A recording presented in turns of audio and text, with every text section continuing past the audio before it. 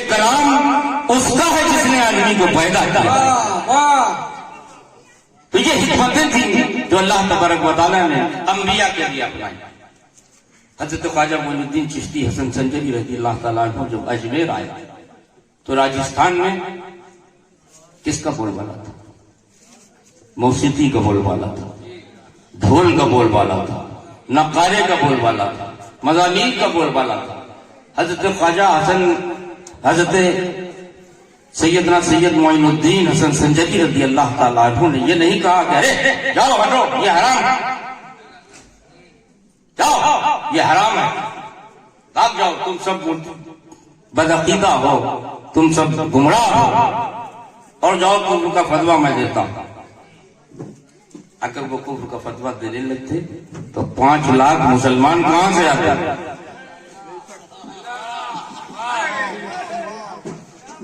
خواجہ مدار نے ہندوستان میں اسلام پھیلایا اور اس کے برعکس لوگوں نے کفر کے فتوے دے دے کر کفر بانٹا۔ تو یہ حکمت عملی تھی جو حضرت خواجہ معین الدین چشتی حسن سنجری رضی اللہ تعالیٰ عنہ نے اپنائی۔ اور آپ قوالی سن لیں، جب لوگ قوالی کی وجہ سے آئے، بھیڑ ہوئی، مجمع ہوا، جب مجمع ہو چکا اور ان کا منورنجن ہو گیا، تب آپ کھڑے ہوئے اور لوگوں سے کہا، لوگوں لا الہ الا اللہ محمد رسول اللہ۔ یہ حکمت عملی تھی۔ اسی طرح جب سرکار قطب المدار آئے تھے تو اس وقت ہندوستان میں ایک ایسا ماحول تھا، جٹا دھاری، بڑے بڑے جٹا دھاری سادھو تھے، سنت تھے، اور عجیب عجیب طرح کے شعبدے دکھاتے تھے، عجیب عجیب طرح کے استدراج دکھاتے تھے، اور لوگوں کو حیرت میں کر دیتے تھے، کفر کی طرف مائل کر دیتے تھے۔ جب سرکار قطب المدار نے یہ دیکھا تو ایک ٹولی بنائی، ایک جماعت بنائی، اور اس جماعت کا سرگروہ رکھا حضور سیدنا سید جمال الدین جان من جنتی رضی اللہ تعالیٰ عنہ، اور وہ گروہ ہندوستان میں اسی شکل و شباہت کے ساتھ انہی کے ماحول میں ڈھل کے اور حکمت عملی کے ساتھ اسلام کا پیغام سنانے لگا۔ ایک ساتھی تھا جو آسمان پہ اڑ رہا تھا، حضور سیدنا جمال الدین جان من جنتی رضی اللہ تعالیٰ عنہ نے اپنے ایک مرید کو حکم دیا کہ جاؤ اس کے استدراج کو ختم کرو۔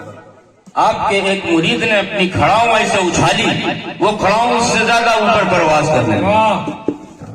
تو ان کرامتوں اور ان حکمت عملی کے ساتھ کام کرنے کا نام مداریت ہے، اور اس دور میں مداریت نے وہ کام کیا ہے کہ ہزاروں نہیں بلکہ لاکھوں کے کروڑوں کی تعداد سے ہندوستان کو داخل اسلام کیا ہے۔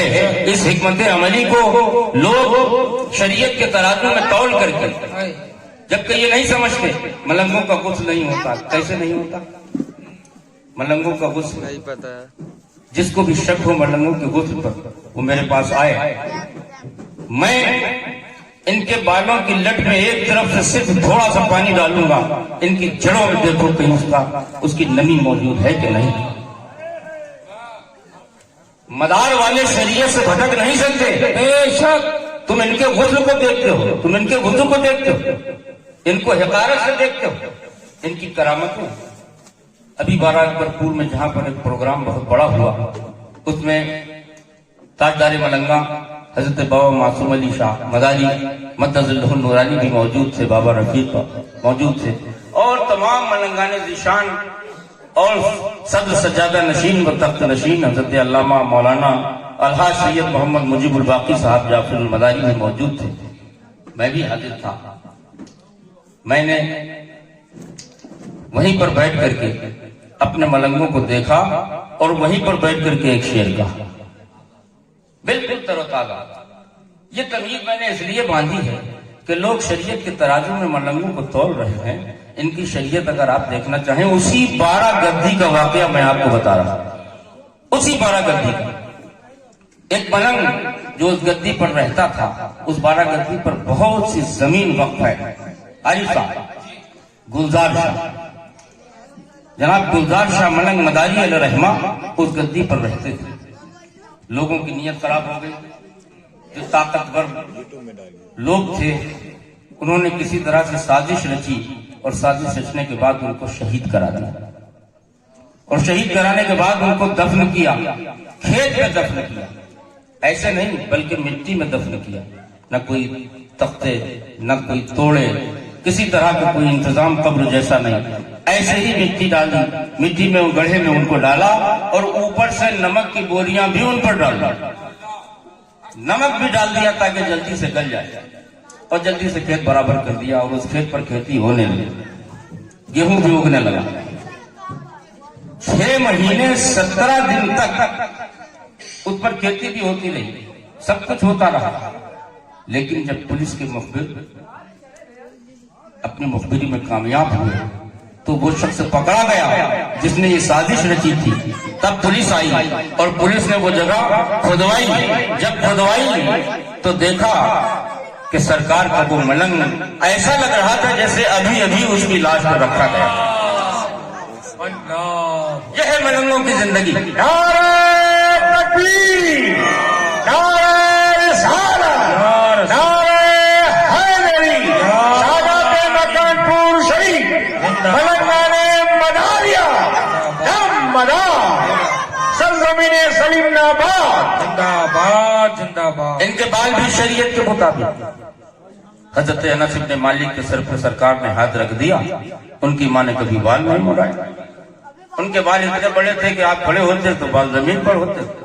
حضرت ابو محذورہ مؤذن سرکار کے صحابی، ان کے اتنے بڑے بال۔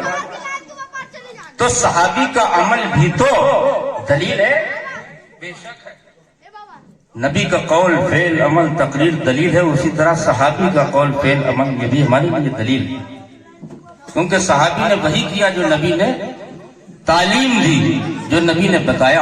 اگر اتنے بڑے بڑے بال ناجائز و حرام ہوتے تو حضرت ابو محذورہ کیوں اتنے بڑے بال رکھتے، حضرت انس بن مالک اتنے بڑے بال کیوں رکھتے، حضرت حسن علیہ السلام خود ان کے بارے میں ہے کہ آپ کے بال اتنے بڑے ہوتے تھے کہ آپ کو جوڑا باندھنے پڑتا تھا، حضرت ابو رافع سے روایت ہے۔ اگر یہ ثبوت اور دلیل دینے پہ آؤں تو اس کے لیے پوری رات چاہیے۔